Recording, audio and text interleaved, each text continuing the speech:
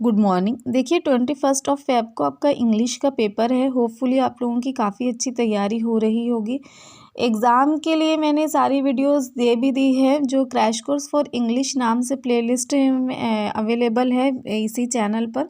आप वो सारी, अगर आप बस उतनी ही वीडियोस अच्छे से देखते हैं और समझ कर जाते हैं तो इंशाल्लाह मेरिट में आप आएंगे ही, आपको काफ़ी अच्छा स्कोर होगा।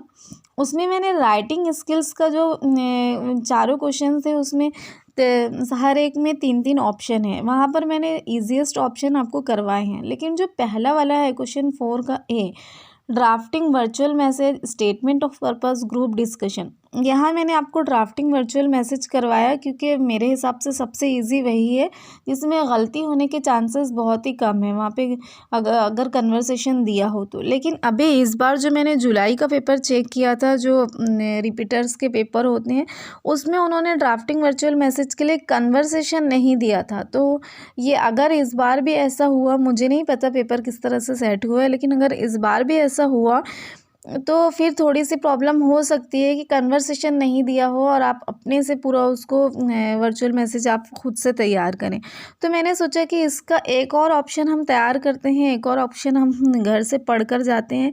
ऐसा ऑप्शन जो आप घर से याद कर कर जाएं और आपको एग्ज़ाम में सोचना ना पड़े कि अभी यहाँ पर क्या क्या लिखना चाहिए, क्वेश्चन के हिसाब से क्या पूरा फ्रेम बनाएं अपने मन में, एक पूरा ऐसे तैयार करें। तो ये नहीं होना चाहिए। आप पहले से ही वो आपको याद हो और अब बस आप फटाफट लिख लें। तो उसके लिए मुझे जी जो इसके दो ऑप्शन है, स्टेटमेंट ऑफ पर्पस और ग्रुप डिस्कशन, मुझे स्टेटमेंट ऑफ पर्पस ऐसा लगा कि आप उसको याद करके जा सकते हैं। तो मैंने ये तैयार किया है।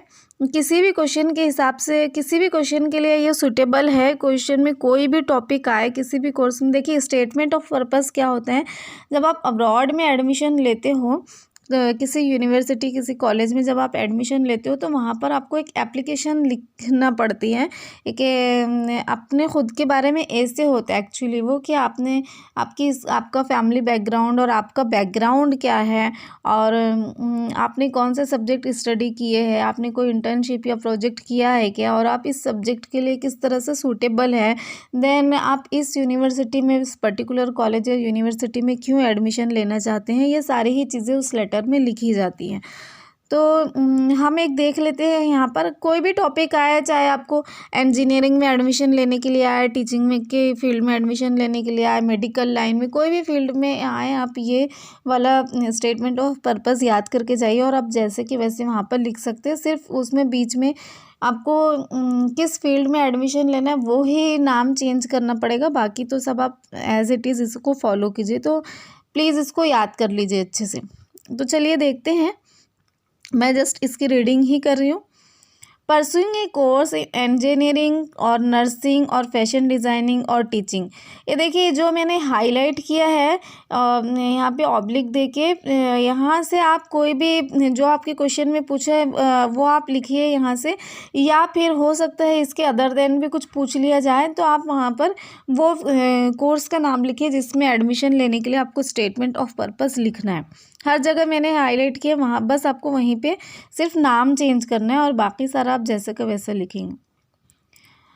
Pursuing a course in engineering, nursing, fashion designing, teaching will enable me to prove in a field which started as a dream. This is my childhood dream. My admiration is my dad. I wanted to be just like him.